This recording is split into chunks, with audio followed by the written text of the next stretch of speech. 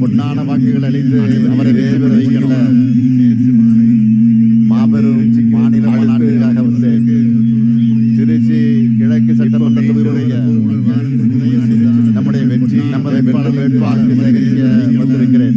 சகோதரர் இனிகோ இருதராஜ் அவர்கள் மீண்டும் திருச்சிக்கு வர்ற சிறுபான்மை மக்களுக்காக திராவிட மாடல் ஆட்சியும் மீண்டும் வரையும் சாதிக்கக்கூடிய ஆற்றலை படைத்த அதுக்கு நீங்க தயாரா? தொகுதி மக்களோட தயாரா? 2.5 கலந்தவர் சத்தம் கேட்கல. நல்ல வெயிட்டான வேட்பாளர் கடந்த சகோதரர் 2021ஆம் ஆண்டு சட்டமன்ற தேர்தலில் உதயசூரியன் சின்னத்தில் வாக்களித்து திருச்சி மாவட்டத்தில் இருக்கக்கூடிய திருச்சி கிழக்கு மக்கள் அந்த வெற்றியை தேடி தர வேண்டும் என்று நான் கேட்டுக்கொள்கிறேன். நீங்கள் அடுத்து இருக்கிறீங்க லால்குடி சட்டமன்ற தொகுதிக்கு நீங்கள் தந்த அந்த வெற்றியால் நமது வெல்லும் வேட்பாளர் வல்லலுறப்பான அமைச்சரை தமிழ்நாட்டிற்கு நீங்கள் தந்திருக்கீங்க. அவருடைய பெயருக்கு ஏற்றவாறு இந்த முறையும் திருச்சி மக்களுக்கு நிச்சயம் கொண்டாடக்கூடியவர்.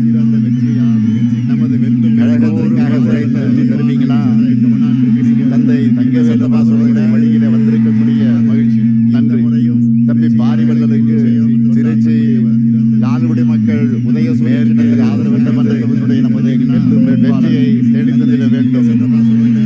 திருச்சியின் அடுத்த அன்னச்சநல்லூர் சட்டமன்ற தொகுதியுடைய மாநாட்டு நாயகர் நமது வெல்லும் வேட்பாளர் கதிரவனுக்கு நீங்கள் ஆதரவு தந்திட வேண்டும். தொகுதி மாநாட்டு நாயகர் கடந்த 5 ஆண்டுகளாக செயலாளர் எண்ணற்ற திட்டங்களும் என்னுடைய ஆறிலையும் சகோதரர் கே நேருவர்களுக்கு அப்படிப்பட்ட தம்பி கதிரவனுக்கு உதய பொன்னான வாக்குகளை அளிக்கலாம். பொன்னான வாக்குகளை வழங்கின அடுத்து திருவரங்கம் அடுத்த சட்டமன்ற தொகுதியில் திருவரம்பூர் சட்டமன்ற நமது வெல்லும் வேட்பாளர் நமது வேட்பாளர் இவர் அருமை தம்பி இருக்கக்கூடிய மகேஷ் பொய்யாமொழி அந்தநல்லூர் ஒன்றியத்தினுடைய 6 தலைவராக அன்பிரன் பொய்யாமொழியுடைய சிறப்பாக பணியாற்றி இருக்கிறார். எப்பவும் திருவரங்கம் சமூகத்தோட போட்டியிடக்கூடிய குழந்தைகள் அவருக்கு நீங்கள் எல்லாம் உதயசூரியன் சின்னத்தில அந்த தொகுதி மக்கள் அனைவருக்கான அவர்களை வழங்கிட வேண்டும். தம்பி மகேஷ் பொய்யாமொழி அவர்களுக்கு மணப்பாறை தொகுதி திருவரம்பூர் மக்கள் உதயசூரியன் சின்னத்தில் பொன்னான வாக்குகள் அளித்து வேட்பாளரை வெற்றி பெற வைக்கணும். மனிதநேய மக்கள் கட்சியை சார்ந்த சகோதரர் அடுத்து சம்பந்தவர்கள் திருச்சி கூட்டணி சட்டமன்ற தொகுதி இருந்தாலும் நமது உதயசூரியன் நமது வெல்லும் வேட்பாளர் போட்டியிடுகிறார். சகோதரர் கடந்த முறை போலராஜ் அவர்கள் இந்த முறையும் சிறுபான்மை மக்களுக்காக அவருக்கு உங்களுடைய பொன்னான வாக்குகள் அளித்து எங்கிட்ட எப்பவும் பேசி அவருக்கு சாதிவாரியான வாக்கு வித்தியாசத்தில் வெற்றியை தேடி தந்திட வேண்டும். தொகுதி மக்களோட அடுத்து 2.5 கலந்தவர் முசிறி சட்டமன்ற நல்ல வெயிட்டான வேட்பாளர் நமது வெல்லும் வேட்பாளர் சகோதரர் தம்பி இனிகோ இருதராஜ் அவர்களுக்கு உதயசூரியன் சின்னத்தில் வாக்களித்து திருச்சி கிழக்கு மக்கள் அந்த வெற்றியை தேடித்தர வேண்டும் என்று நான் கேட்டுக்கொள்கிறேன். அடுத்து லால்குடி சட்டமன்ற தொகுதிக்கு நமது வெல்லும் வேட்பாளர் பாரிவல்லல் அவர்கள் அவருடைய பெயருக்கு ஏற்றவாறு மக்களுக்கு நிச்சயம் தொண்டாற்றக்கூடியவர். கழகத்திற்காக உழைத்த தந்தை தங்கவேல் அவர்களுடைய வழியிலே வந்திருக்கக்கூடிய தம்பி பாரிவல்லலுக்கு லால்குடி மக்கள் உதயசூரியன் சின்னத்தில் ஆதரவு தந்து வெற்றியை தேடி தந்திட வேண்டும். அடுத்து மண்ணச்சநல்லூர் சட்டமன்ற தொகுதியினுடைய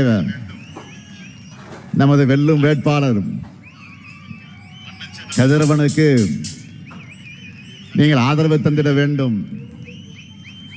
தொகுதி மக்களுக்காக கடந்த 5 ஆண்டுகளாக எண்ணற்ற திட்டங்களும் உதவிகளையும் செய்தவர். அப்படிப்பட்ட தம்பி கதிரவனுக்கு உதயசூரியன் சின்னத்தில் உங்களுடைய பொன்னான வாக்குகளை நீங்கள் அளிக்கணும். அடுத்து திருவரங்கம் சட்டமன்ற தொகுதியில் நமது வெல்லும் வேட்பாளர் எஸ் துரைராஜ் அவர்கள். இவர் தொகுதிக்குட்பட்டிருக்கக்கூடிய அந்தநல்லூர் ஒன்றியத்தினுடைய பெருந்தலைவராக 2 முறை சிறப்பாக பணியாற்றி இருக்கிறார். இப்போ திருவரங்கம் தொகுதியில் போட்டியிடக்கூடிய அவருக்கு நீங்கள் எல்லாம் உதயசூரியன் சின்னத்தில் அந்த தொகுதி மக்கள் உங்களுடைய பொன்னான வாக்குகளை வழங்கிட வேண்டும். அடுத்து மணப்பாறை சட்டமன்ற தொகுதி, அங்கு நமது வெல்லும் வேட்பாளர் மனிதநேய மக்கள் கட்சியை சார்ந்த சகோதரர் அப்துல் சமத் அவர்கள். கூட்டணி கட்சியை சார்ந்திருந்தாலும் நமது உதயசூரியன் சின்னத்தில் அவர் போட்டியிடுகிறார். கடந்த முறை போலவே இந்த முறையும் அவருக்கு உங்களுடைய பொன்னான வாக்குகள் அளித்து அவருக்கு பெருவாரியான வாக்கு வித்தியாசத்தில் வெற்றியை தேடி தந்திட வேண்டும். அடுத்து முசிறி சட்டமன்ற தொகுதி, நமது வெல்லும் வேட்பாளர் தம்பி கருணை ராஜா அவர்கள். மறைந்த முன்னாள் அமைச்சர் செல்வராஜ் அவருடைய அருமை மகன், தலைமை செயற்குழு உறுப்பினர், பொறியாளர் அணியினுடைய பொறுப்பில் இருந்து பணியாற்றக்கூடியவர் கருணை ராஜாவுக்கு நீங்கள் உதயசூரியன் சின்னத்தில் முஸ்லி மக்களாக இருக்கக்கூடிய நீங்கள் உங்களுடைய பொன்னான வாக்குகளை வழங்கிட வேண்டும். அடுத்து துறையூர் சட்டமன்ற தொகுதி, நம்முடைய தோழமை இயக்கமான காங்கிரஸ் இயக்கத்திற்கு அந்த தொகுதியை ஒதுக்கி இருக்கிறோம். விரைவில் நம்முடைய அன்பு சகோதரர் ராகுல் காந்தி அவர்கள் அறிவிக்க இருக்கக்கூடிய அந்த வேட்பாளரை, காங்கிரஸ் கட்சியுடைய வேட்பாளரை துறையூர் மக்கள் கை சின்னத்தில் உங்கள் பொன்னான வாக்குகளை வழங்கிட வேண்டும்.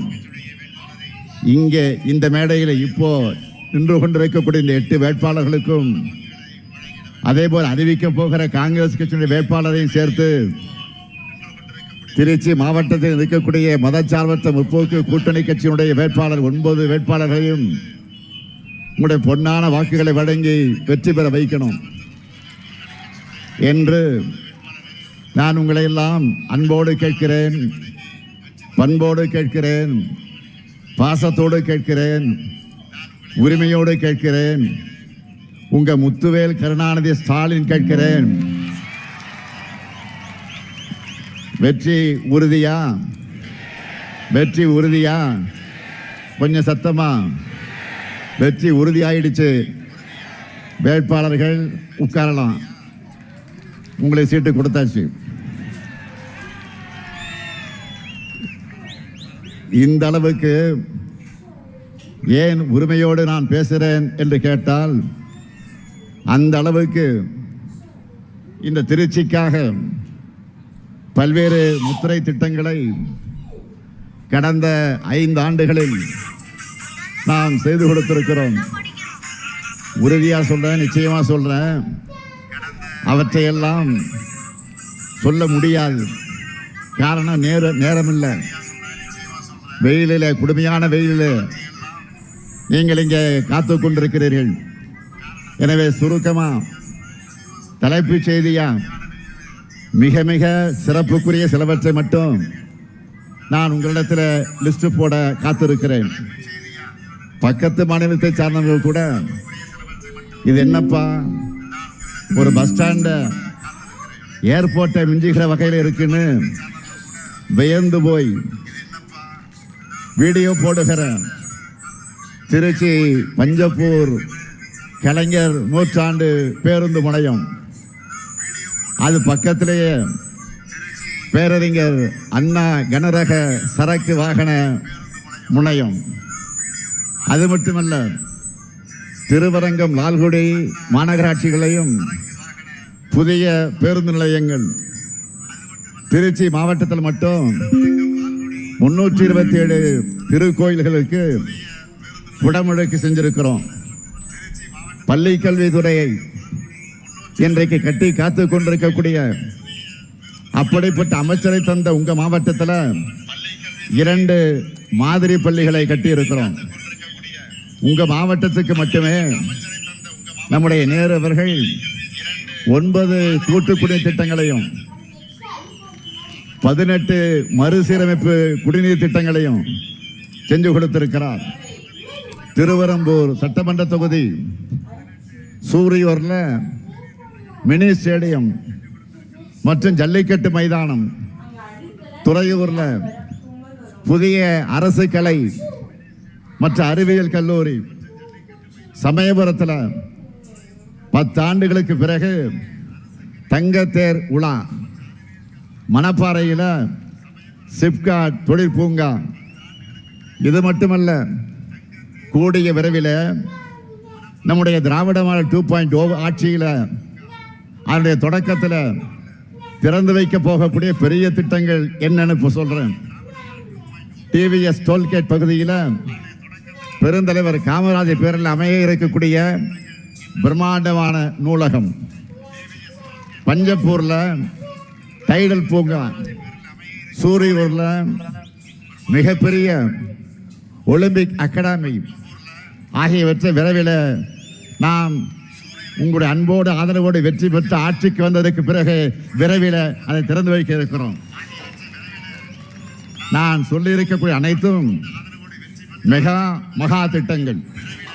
திருச்சியினாலே அது பிரம்மாண்டம் தான். அதனால தான் உங்க மாவட்டத்தில் இருக்கக்கூடிய எல்லா தொகுதி மக்களுக்காகவும் இப்படி பிரம்மாண்டமான திட்டப்பணிகளை நாம செஞ்சு கொடுத்திருக்கிறோம். இவை தவிர இன்னும் ஆயிரக்கணக்கான திட்டப்பணிகளை தொகுதி வாரியாக செஞ்சு கொடுத்திருக்கிறோம். தலைநகர் சென்னைக்கு சவால் விடுகிற வகையில் திருச்சி இன்றைக்கு தரம் உயர்ந்து வந்து கொண்டிருக்கிறது. இதை என்னால நெஞ்சு நிமிர்த்தி சொல்ல முடியும். மொத்தமாக டோட்டல் போட்டா நான் பெருமையோடு சொல்லுகிறேன், கடந்த 5 வருஷத்துல இந்த திருச்சிக்காக 26,066 கோடி ரூபாய் மதிப்பீட்டில் மக்கள் நல திட்டங்கள் செயல்படுத்தப்பட்டிருக்கு. அதனாலதான் உங்களிடத்தில் நான் உரிமையோடு உங்ககிட்ட வாக்கு கேட்க வந்திருக்கிறேன். 2021ஆம் ஆண்டு எங்க மேல நீங்களாம் நம்பிக்கை வச்சு எங்களை ஆதரிச்சு பொறுப்புல உட்கார வச்சீங்க. உங்களுடைய நம்பிக்கையை நான் இன்றைக்கு காப்பாற்றி இருக்கிறேன். கொடுத்த வாக்குறுதிகளை நாங்கள் இன்றைக்கு நிறைவேற்றி காட்டி இருக்கிறோம். கொடுக்காத பல வாக்குறுதிகளையும் செயல்படுத்தி இருக்கிறோம். திராவிட மாடல் அமைச்சதும் அது அமைந்ததும் மகளிருக்கு கட்டணமில்லா விடியல் பயண வசதி செஞ்சு தருவோம்னு சொன்னேன். முதலமைச்சரான முதல் நாளே பதவியேற்றுக்கொண்டு கோட்டைக்கு சென்று முதல் கையெழுத்து போட்டேன். மகளிர் எல்லாரும் இன்றைக்கு டவுன் பஸ்ஸில் கட்டணம் இல்லாமல் பயணிக்கிறாங்களா இல்லையா? சொல்லுங்க, பயணிக்கிறாங்களா இல்லையா? மகளிருக்கு மாதந்தோறும் உரிமை தொகையா 1000 ரூபாய் வழங்குவோம்னு சொன்னோம். 1,31,00,000 மகளிருக்கு மாதந்தோறும் உரிமை தொகை வழங்குகிறோம். உண்டா இல்லையா? இப்போ நம்மை பார்த்துத்தான் மற்ற மாநிலங்களும் கொடுக்க தொடங்கி இருக்கிறாங்க. காலை உணவு திட்டம் வாக்குறுதியில சொல்லாத திட்டம். 19 லட்சம் பிள்ளைகள் சூடான சுவையான காலை உணவை சாப்பிட்டு விட்டு வந்து படிக்கிறாங்க. நான் முதலும் திட்டமும் தேர்தல் அறிக்கையில் சொல்லப்படவில்லை. 48 லட்சம் திறன் பயிற்சி சான்றிதழ்களை நம்முடைய இளைஞர்கள் நான் முதல் திட்டத்தில் இன்றைக்கு பெற்றிருக்கிறாங்க. அரசு பள்ளி மாணவர்கள் உயர்கல்வியில் சேருவதை உறுதி செய்ய உருவாக்கப்பட்ட திட்டம்தான் புதுமை பெண் தமிழ் புதல்வன் திட்டங்கள். 9 லட்சம் மாணவ மாணவியர்களுக்கு மாதம் 1000 ரூபாய் வழங்கப்படுகிறது. கடந்த ஜனவரி மாதம் பொங்கல் திருவிழாவை முன்னிட்டு நீங்கள் எல்லாம் சிறப்பாக கொண்டாட 3000 ரூபாய் வழங்கணும். 3000 ரூபாய் பொங்கல் பரிசு எல்லாருக்கும் வந்துச்சா? மகளிர் உரிமை தொகையை தேர்தலை காரணம் காட்டி தடுக்க நினைச்சாங்க. அதையும் முன்கூட்டியே தெரிஞ்சுக்கிட்டு 3 மாதங்களுக்கான தொகையும் கோடைகால சிறப்பு நிதியும் சேர்த்து 2000 சேர்த்து 5000 ரூபாய் அட்வான்ஸாக கொடுத்தோம். 5000 ரூபாய் உங்களுக்கு வந்துச்சா இல்லையா?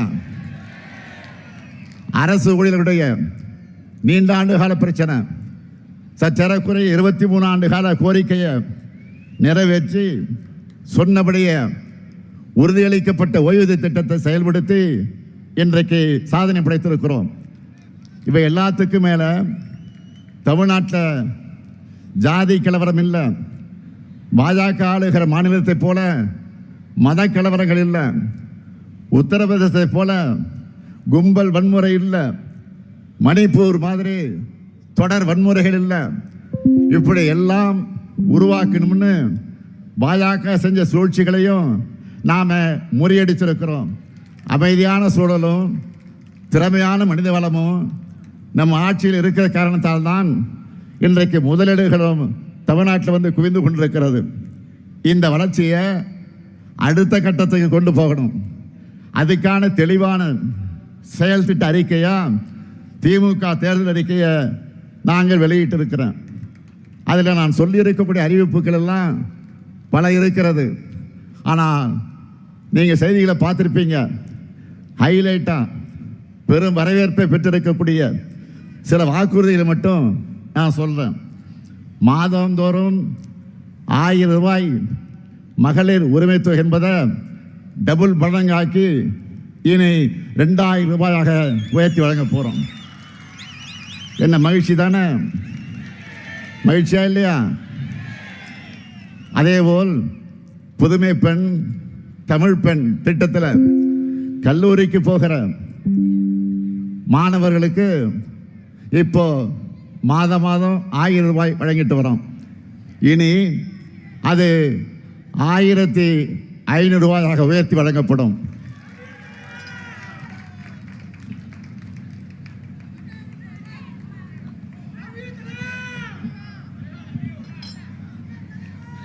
அதேபோல் காலை உணவு திட்டத்தை 8ஆம் வகுப்பு வரை விரிவுபடுத்த நாம் அறிவித்திருக்கிறோம். மேலும் 15 லட்சம் மாணவர்கள் அதனால் பயன்பெற போறாங்க. இன்னும் அதிகமான தாய்மார்கள் காலையில் சீக்கிரம் எழுந்து சமையல் செய்கிற சுமை குறைய போகுது. அதேபோல் இல்லத்தரசிகளுக்கு மகிழ்ச்சி தரக்கூடிய இன்னொரு சூப்பர் டூப்பர் வாக்குறுதியும் கொடுத்திருக்கிறோம்.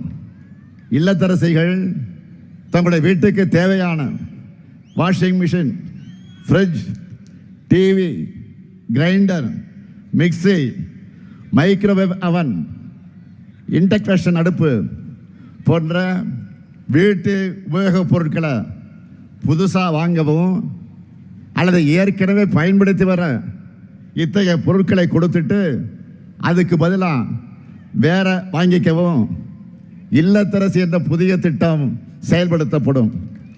அதுவும் நீங்க வசிக்கிற பகுதிகளில் உள்ள உங்களுக்கு பிடிச்ச கடையில், உங்களுக்கு பிடிச்ச கம்பெனி, உங்களுக்கு ஒவ்வொரு குடும்பத்துக்கும் எவ்வளவு ரூபாய் கூப்பன் தான் இந்த திட்டத்தை உருவாக்கி இருக்கிறோம். இல்லத்தரசி திட்டத்தில் என்ன வாங்கணும், எப்படி வாங்கணும், எல்லாமே உங்க சாய்ஸ் தான். அதே போல உலகுக்கே உணவளிக்கக்கூடிய, உழவர்களை மதிக்கக்கூடிய, அவர்களை மகிழ்விக்க ஒரு மாபெரும் அறிவிப்பை வெளியிட்டிருக்கிறோம். இலவச மின்சாரம் பெறக்கூடிய 20 லட்சத்திற்கு மேற்பட்ட விவசாயிகளுக்கு எந்தவித மீட்டரும் பொருத்தப்படாத நவீன மின்சார பம்பு செட்டுகள் வழங்கப்படும். எல்லாரும் பழைய பம்பு செட்டு வச்சிருக்கிறவங்க ஒருவேளை வச்சிருப்பீங்க, சிலது அடிக்கடி ரிப்பேர் ஆகும். அதிக கரண்ட் செலவாகும், அதிக விலை கொடுத்து வாங்க முடியாத நிலையில் இருப்பீங்க. அதை நம்ம திராவிட மாடல் ஆட்சியில் அரசே இனி வாங்கி தரும். நெல் கொள்முதல் விலை குவிண்டால் ஒன்றுக்கு 3500 ரூபாயாக உயர்த்தி வழங்கப்படும். கரும்பு கொள்முதல் விலை டன் ஒன்றுக்கு 4500 ரூபாயாக உயர்த்தி வழங்கப்படும். பால் கொள்முதல் விலை லிட்டர் ஒன்றுக்கு 5 ரூபாய் உயர்த்தி வழங்கப்படும். முதியோர் உதவித்தொகை இனி மாதம் 2000 ரூபாயாக உயர்த்தி வழங்கப்படும். மாற்றுத்திறனாளிகளுக்கான உதவித்தொகை 2500 ரூபாயாக உயர்த்தி வழங்கப்படும். இன்னும் இருக்கு, மீன்பிடி தடைகால சிறப்பு நிவாரண தொகை 8000 ரூபாயிலிருந்து 12000 ரூபாயாக, மீன்பிடி குறைவு கால சிறப்பு நிவாரண தொகை 6000 ரூபாயிலிருந்து 9000 ரூபாயாக உயர்த்தி வழங்கப்படும். மகளிர் சுய உதவிக்குழு சகோதரிகள் நிறைய பேர் இங்கே வந்திருக்கிறீங்க. யாராவது மகளிர் சுய உதவிக்குழு சார்ந்தவர்கள் இருந்தால் கையை வச்சு காட்டுங்க பார்ப்போம். அதை காட்டுறாங்க போகிறேன். மகளிர் சுய உதவிக்குழு, நன்றி. உங்களை எல்லாம் பிஸ்னஸ் உமனா முன்னேற்றத்துக்காக அதற்கேற்ற வகையில் ஷூரிட்டி எதுவும் இல்லாமல் 5 லட்சம் ரூபாய் வரை மானியத்தோடு வங்கி கடன் வழங்கப்படும். பேரிடர் கால இழப்பீடுகளாக இரவை பாசன பயிர்கள் மற்றும் நெல் பயிர்களுக்கு ஹெக்டேர் ஒன்றுக்கு 25000 ரூபாயும், நீண்ட கால பயிர்களுக்கு 27000 ரூபாயும், மானாவாரி பயிர்களுக்கு 12000 ரூபாயும் வழங்கப்படும். உயர்கல்வி படிக்கிற 35 லட்சம் மாணவர்களுக்கு அடுத்த 5 ஆண்டிற்குள்ளாக லேப்டாப் வழங்கப்படும். அடுத்து 5 ஆண்டுகளில் 10,000 புதிய பேருந்துகள் இயக்கப்படும். அனைத்து சட்டமன்ற தொகுதிகளிலையும் முதல்வர் படைப்பகங்கள் அமைக்கப்படும். தமிழ்நாட்டின் இதயமாக இருக்கிற இந்த டெல்டா மாவட்டங்களுக்கான சிறப்பு வளர்ச்சி திட்டம், இப்படி ஏராளமான வாக்குறுதிகளை நாம் கொடுத்திருக்கிறோம். நாங்கள் சொன்னால் செய்வோம், செய்வதைத்தான் சொல்வோம். நான் கலைஞரின் மகன். யாருடைய மகன்? யாருடைய மகன்? கலைஞருடைய மகன். சொன்ன வாக்குறுதிகளை மறக்கவும் மாட்டேன், மறுக்கவும் மாட்டேன். கடந்த 5 ஆண்டுகளில் தமிழ்நாட்டினுடைய நிதிநிலையை சீராக்கி ஒவ்வொன்றா நாங்கள் நிறைவேற்றிட்டு வர திட்டங்களை அதுக்கு சாட்சி. தன்னோட 10 ஆண்டு கால ஆட்சியில் தமிழ்நாட்டை எல்லா துறைகளிலும் படுகொலைக்கு தள்ளின அதிமுகவும், இந்தியாவை வரலாறு காணாத சரிவுக்கு கொண்டு போய் கொண்டிருக்கக்கூடிய பாஜகவும் சேர்ந்து அமைச்சிருக்கக்கூடிய கூட்டணிக்கு இந்த தேர்தலையும் வழக்கம் போல படுதோல்வியை தான் நீங்க பரிசா தரணும். தயாராயிட்டீங்களா? மக்களுக்கு நேரடியான 8000 ரூபாய்க்கான கூப்பனை தரப்போறோம். நம்முடைய இல்லத்தரசு திட்டத்தை பார்த்து இன்றைக்கு வயிறு எரிஞ்சு அது ஊழலுக்கான திட்டம்னு சொல்றார். யாரு? பழனிசாமி சொல்றாரு. எந்த பழனிசாமி? சம்பந்திக்கு கான்ட்ராக்ட் கொடுக்கிறதுக்காகவே ஆட்சியை நடத்தின பழனிசாமி. திமுக செய்கிற ஒவ்வொரு திட்டமும் தரமானதாக இருக்கும். எடுத்துக்காட்டுக்கு சொல்றேன். தலைவர் கலைஞர் அவர்கள் 2006 தேர்தலின் போது கலர் டிவி வழங்குவோன்னு சொன்னார். ஆட்சி பொறுப்புக்கு வந்த உடனே கலர் டிவியுடைய கொள்முதல் நேர்மையாகவும் தரமானதாகவும் யாரும் குறை சொல்ல முடியாத வகையில் இருக்கணும்னு முடிவு செஞ்சு அதுக்கான டெண்டரை ஒப்பந்ததாரரை முடிவு செய்ய அனைத்து கட்சிகள் கொண்ட அதிமுகவை சேர்த்து, எதிர்கட்சியாக இருக்க அதிமுகவை சேர்த்து, அனைத்து கட்சி உறுப்பினர்களை சேர்த்து ஒரு குழுவை அமைச்சார். 2006ஆம் ஆண்டு செப்டம்பர் மாதமே கலர் டிவி வழங்குகிற அந்த விழாவை தொடங்கி 1.5 கோடிக்கு அதிகமான நம்முடைய தமிழர்களுடைய வீடுகளுக்கு கலர் டிவியை வழங்கணும். கிட்டத்தட்ட 20 வருஷம் ஆச்சு. இன்னைக்கும் பல வீடுகளில் கலர் டிவியா மட்டுமல்ல, கலைஞர் டிவியா அது நிலைச்சு நிற்குது. இதுக்கு பேர் தான் குவாலிட்டி. இதுவே அதிமுக ஆட்சியில் மிக்சி கொடுத்தாங்க, கிரைண்டர், மின் விசிறி கொடுத்தீங்களே, என்னாச்சு? காயிலாங்கல்ல இருக்கு.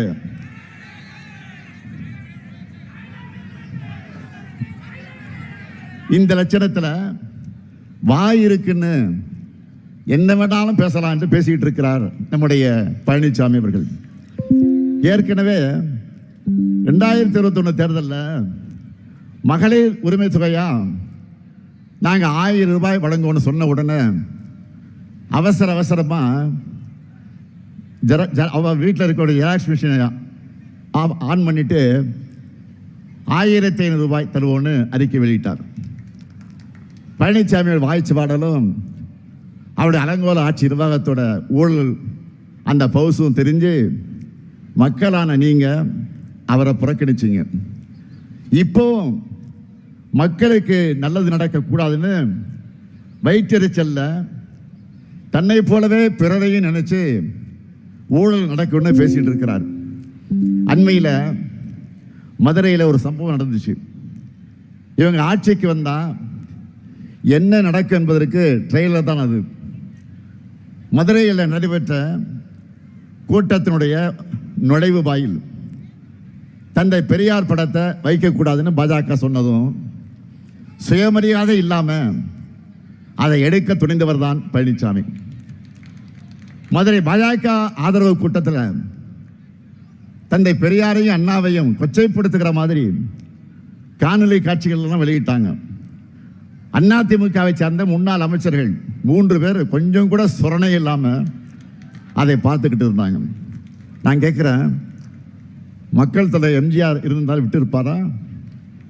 அல்லது அம்மையார் ஜெயலலிதா அவர்கள் இருந்தாலே விட்டு இருப்பாரா? பேர எங்கள் அண்ணாவை இப்படி அசிங்கப்படுத்தினா பார்த்துட்டு சும்மா இருந்திருப்பாங்களா? பழனிசாமியுடைய ஒரே சாதனை அதிமுக கட்சியை அடிமை கூட்டமாக சீரழிச்சிருக்கிறதா அவங்க சாதனை. திராவிடம் என்ற சொல்லும் அந்த கூட்டத்தில் அவமானப்படுத்தப்படுது. அதிமுக முன்னணியினர் கூட அதை கூட தடுக்கல. திராவிடம்னா என்னன்னே எனக்கு தெரியாது, நான் புராணங்களை எல்லாம் படித்ததில்லைன்னு கொஞ்சம் கூட வெட்கம் இல்லாமல் சிரிச்சுக்கிட்டே சொன்னவர் தான் பழனிசாமி. இந்த துப்பு கெட்ட பழனிசாமி யார் எக்கேடு கட்டாலும் பரவாயில்லை, தன்னுடைய பதவியை காப்பாற்றிக்கிட்டா போதும்னு பாஜகவுடைய பாதம் தாங்கியா இருந்து கொண்டு இருப்பவர் தான் பழனிசாமி.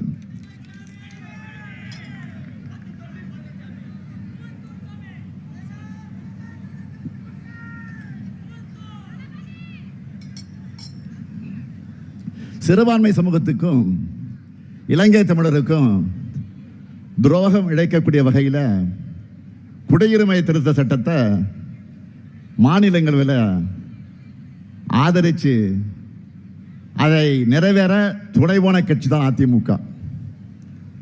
ஏன் இவங்களோட சேர்ந்து பாட்டாளி அன்புமணி ராமதாஸும் ஆதரவாக வாக்களித்து துரோகம் செஞ்சார். இவங்களால தான் சிறுபான்மையினருக்கு எதிரான அந்த சட்டமே மாநிலங்களில் நிறைவேறிச்சு. அதை தொடர்ந்து நடந்திருக்கக்கூடிய போராட்டங்களில் ஆயிரக்கணக்கான மக்கள் மேலே தாக்குதலெல்லாம் நடத்தப்பட்டுச்சு. சுமார் 70 பேர் கொல்லப்பட்டாங்க. இவங்களோட இரத்தக்கரை இன்றைக்கு அதிமுக கையில் தான் இருக்கு. இவ்வளவுக்கும் பிறகு பழனிசாமி என்ன பேசினார்? குடியுரிமை சட்டத்தால் யாருக்கும் எந்த பாதிப்பும் கிடையாது, எந்த முஸ்லீம் பாதிக்கப்பட்டாலும் காட்டுங்க என்று சொன்னவர் தான் பழனிசாமி. ஆனால் சிறுபான்மையின் வாக்குகள் வேணும்னு 2024 தேர்தலில் தனியாக நின்று நாடகம் ஆடினப்போ சிஏ சட்டத்தை கண்டிக்கிறதா பல்டி அடித்தார் பழனிசாமி. பாஜக மக்களிடையே பிரிவினையை ஏற்படுத்துகிறாங்க, சிஏ சட்டம் ஒரு வரலாற்று பிழைன்னு பிளேட்டை அப்படியே திருப்பி போட்டார் பழனிசாமி. நான் இப்போ கேட்குறேன், மாண்புமிகு எதிர்க்கட்சி தலைவர் பழனிசாமி அவர்களே, நீங்க இப்போ அந்த சட்டத்தை ஆதரிக்கிறீங்களா எதிர்க்கிறீங்களா? தைரியம் இருந்தால் வெளிப்படையாக சொல்லுங்க. பழனிசாமி துரோக பட்டியல் இத்தோடு நிற்கலாம். 3 வேளாண் சட்டங்களை பாஜக கொண்டு வந்தப்போ கண்ணை மூடிக்கிட்டு அதையும் ஆதரிச்சார் இந்த பழனிசாமி. 3 வேளாண் சட்டங்களுக்கு எதிராக போராடின 8 மாநில விவசாயிகளை புரோக்கர்னு வசைபாடி கொச்சைப்படுத்தினார். இப்படி பாஜகவோட கூட்டணி சேர்ந்து முழுசா சந்திரமுகியாவே மாறி இருக்கிறார் பழனிசாமி. அதாவது முழு சங்கியாகவே மாறிவிட்டார். ஊர் ஊரா போய் அதிமுக கூட்டணியில் எந்த பிரச்சனையும் இல்லைன்னு பழனிசாமி சொல்லிக்கிட்டு இருக்கிறார். பிரச்சனை இல்லைன்னா இதுக்காக அத்தனை தடவை டெல்லிக்கு போனீங்க? டெல்லிக்கு போய் அமித்ஷாவினுடைய அப்பாயின்மெண்ட்டுக்காக பல மணி நேரம் ஏன் காத்து கிடந்தீங்க? அது வேற வேற காரில் மாறி மாறி போய் முகத்தை எல்லாம் மூடிக்கிட்டு ஏன் வெளியில் வந்தார்? சார், நான் கேட்குறேன், கூட்டணிக்கு தலைமை அதிமுக தான் சொல்றாங்க. ஆனால் எல்லா கட்சிகளும் பாஜக கிட்ட போய் ஏன் பேச்சுவார்த்தை நடத்தினாங்க? இது எப்படி தெரியுமா இருக்கு? மாப்பிள்ளை அவர் தான். ஆனால் அவர் போட்டிருக்க சட்டை என்னோடதுன்னு நம்ம சூப்பர் ஸ்டார் நடிச்ச படையப்பா படத்தில் வர்ற காமெடி மாதிரி இருக்கு. நான் தெரியாம தான் கேட்கிறேன், கூட்டணிக்கு அதிமுக தான் தலைமைன்னா அதில் இருக்கக்கூடிய சிறிய கட்சிகள் எல்லாம் ஏன் அதிமுக சின்னத்தில் போட்டியிடாம பாஜகவுடைய சின்னத்தில் போட்டியிடுறாங்க? பழனிசாமியை முதலமைச்சர் ஆக்குவோன்னு பிரதமர் மோடி அவர்கள் இதுவரை சொல்லி இருக்கிறாரா? அதிமுக என்ற பேரை கூட அவர் சொன்ன மாதிரி எனக்கு தெரியல. என்டிஏ சர்க்கார் தான் திரும்ப திரும்ப சொல்றாரு. ஆனா நாம Tamil Nadu versus NDA, Tamil Nadu versus டெல்லின்னு சொன்னா மட்டும் இது என்ன டெல்லி தேர்தலா? ஏன் அப்படி சொல்றீங்கன்னு பெரிய அறிவு கொழுந்து மாதிரி கேட்கிறார் பழனிசாமி.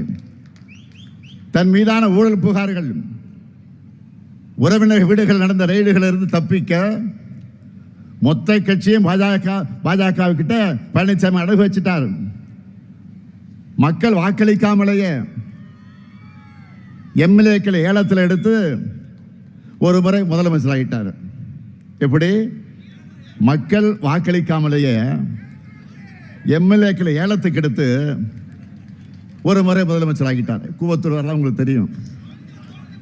திரும்பவும் இவர்கிட்ட ஆட்சி போனா ஒட்டுமொத்த தமிழ்நாட்டையும் டெல்லி கிட்ட அடகு வச்சிருவார். அடகு என்ன மொத்தமாக வித்துடுவார். இவருடைய ஓனரான பாஜகவுடைய ஒரே நோக்கம் தமிழ்நாட்டின் வளர்ச்சியை தடுக்கிறது தான். நேராக வந்தால் தமிழ்நாட்டு மக்கள் நோட்டாவுக்கு கீழே அனுப்பிச்சிடுவாங்க.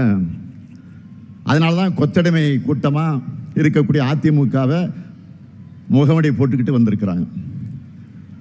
கடந்த 11 ஆண்டு காலத்தில் பாஜக தமிழ்நாட்டுக்கு எதையும் செய்யலை. நம்ம மக்கள் எந்த கோரிக்கையும் நிறைவேற்றலை. 12 ஆண்டுகளாக ஆட்சி செய்கிறாங்க. ஆனால் தமிழ்நாட்டுக்கு இதுவரை சிறப்பு திட்டம் கூட கிடையாது.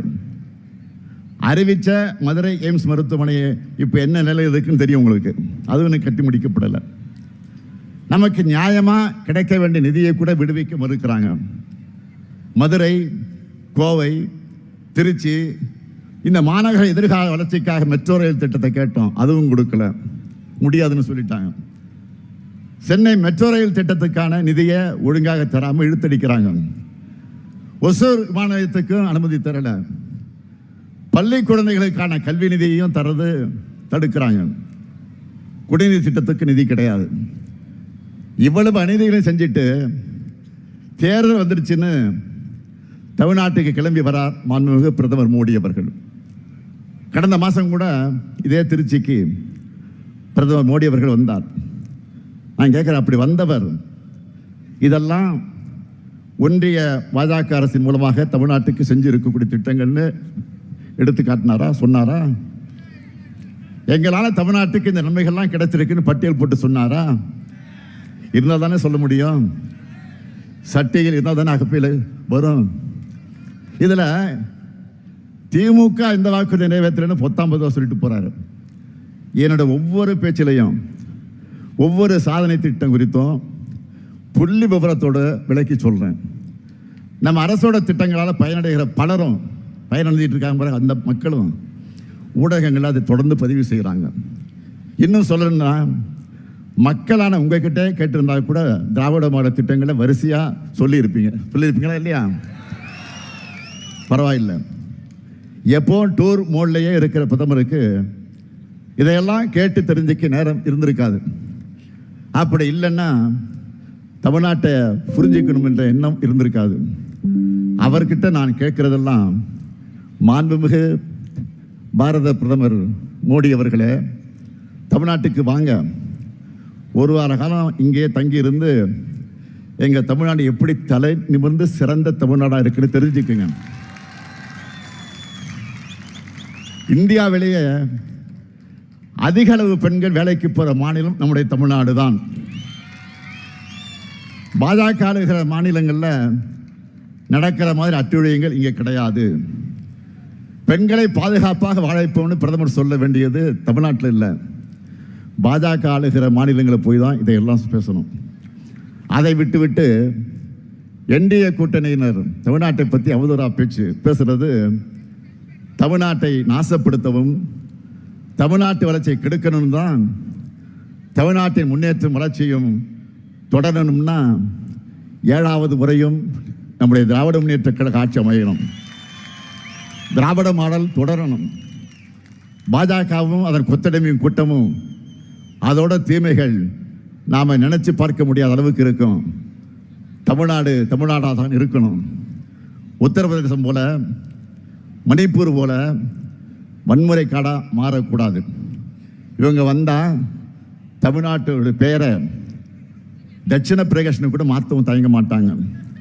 இதை தடுக்கணும்னா ஒட்டுமொத்த தமிழ்நாடும் பாஜக அதிமுக கூட்டணிக்கு எதிராக ஓரணியில் இணையணும். நம்முடைய எதிரிகளையும் பாஜகவுடைய உதிரிகளையும் வீழ்த்தணும். நல்லா புரிஞ்சுக்கோங்க, நாம் போராடுறது திராவிட முன்னேற்ற கழகத்துடைய வெற்றிக்காக மட்டுமல்ல, நம்முடைய மதச்சார்பற்ற முற்போக்கு கூட்டணியுடைய வெற்றிக்காக மட்டுமல்ல, தமிழ்நாட்டினுடைய வெற்றிக்காக. பாஜகவோட டப்பா இன்ஜின் முன்னாடி நம்ம திராவிட மாடலின் சூப்பர் ஃபாஸ்ட் இன்ஜின் ஒருபோதும் தலைகுனியாது. நம்ம ஸ்பீடு என்னன்னு காட்டிடலாமா? வெல்ல போகுது தமிழ்நாடு அணியா டெல்லி அணியா? ஒரு கை பார்த்துடலாமா? நடக்க இருக்கக்கூடிய இந்த ஜனநாயக போரில் அரசியல் வெறுப்புகளெல்லாம் அப்பாற்பட்டு நம்ம தாய் தமிழ்நாட்டை காக்க எல்லோரும் திமுக தலைமையிலான மதச்சார்பற்ற முற்போக்கு கூட்டணி ஆதரிக்கணும். கலைஞரின் மகனா உங்கள்கிட்ட கேட்கிறேன், திராவிட முன்னேற்ற கழக கூட்டணிக்கு உங்கள் பொன்னான வாக்குகளை தாருங்கள். இது என்னுடைய கோரிக்கை மட்டுமல்ல, தமிழ்நாட்டு நலனில் அக்கறை கொண்ட ஒவ்வொருடைய கடமை. அதை உணர்ந்து திருச்சி மேற்கு சட்டமன்ற தொகுதியில் நம்மை வெல்லும் வேட்பாளர் திருச்சியின் தீரர் கே நேரு அவர்களுக்கு உதயசூரியன் சின்னத்தை வாக்களியுங்கள். திருச்சி கிழக்கு சட்டமன்ற தொகுதியில் வெல்லும் வேட்பாளர் இனிகோ இருதராய் அவர்களுக்கு உதயசூரியன் சின்னத்தை வாக்களியுங்கள். திருவெரும்பூர் சட்டமன்ற தொகுதியில் நமது வெல்லும் வேட்பாளர் அன்பில் மகேஷ் பொய்யாமி அவர்களுக்கு வாக்களியுங்கள். அதேபோல் லால்குடி சட்டமன்ற தொகுதியில் நமது வெல்லும் வேட்பாளர் பாரிவள்ளலுக்கு உதயசூரியன் சின்னத்தில் நீங்கள் எல்லாம் வாக்களிக்கணும். மண்ணச்சேனலூர் சட்டமன்ற தொகுதியில் நமது வெல்லும் வேட்பாளர் கதிரவனுக்கு உதயசூரியன் சின்னத்தில் வாக்களிக்கணும். திருவரங்கம் சட்டமன்ற தொகுதியினுடைய நமது வெல்லும் வேட்பாளர் துரராஜ் அவர்களுக்கு உதயசூரியன் சின்னத்தில் வாக்களிக்கணும். மணப்பாறை சட்டமன்ற தொகுதியில் நமது வெல்லும் வேட்பாளர் மக்கள் கட்சி மனிதநேய மக்கள் கட்சியை சார்ந்த சகோதரர் அப்துல் சமத் அவர்களுக்கு உதயசூரியன் சின்னத்தில் வாக்களிக்கணும். முசிறி சட்டமன்ற தொகுதியில் நமது வெல்லும் வேட்பாளர் கருணை ராஜாவுக்கு உதயசூரியன் சின்னத்தில் வாக்களிக்கணும்.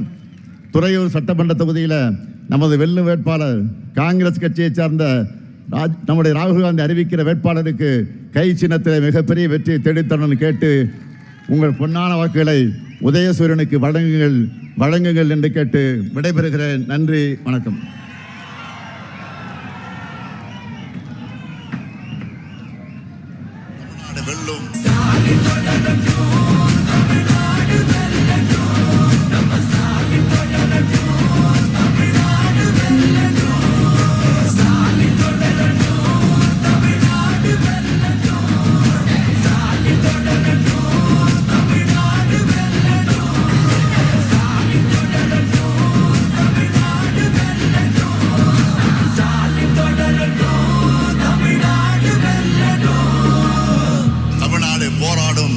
தமிழ்நாடு வெல்லும்.